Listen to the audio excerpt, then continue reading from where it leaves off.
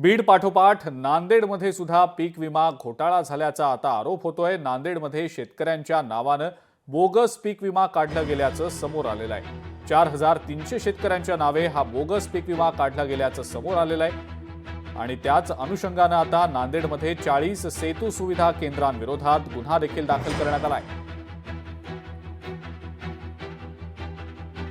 4300 bogus पीक विमा अर्ज दाखल करण्यात आले होते आणि यामध्ये आम्ही अधिकची चौकशी केली। पीक विमा कंपनी सुद्धा चौकशी केली आणि शासनाच्या जमिनी किंवा ट्रस्टच्या जमिनी किंवा इतर शेतकऱ्यांच्या जमिनी, मग हे शेतकरी कोणतं नांदेड किंवा उत्तर प्रदेश, बीड अशा इतर जिल्ह्यातील शेतकऱ्यांची नावं दाखवून त्यांच्या जमिनीवर आणि इतर शासकीय जमिनीवर बोगस पद्धतीनं पीक विमा भरण्यात आला आणि यामध्ये साधारणतः 40 कृषी सेवा सीएससी केंद्र चालकाकडून अनेक प्रकारचे अर्ज जास्त प्रमाणामध्ये अर्ज दाखल करण्यात आले।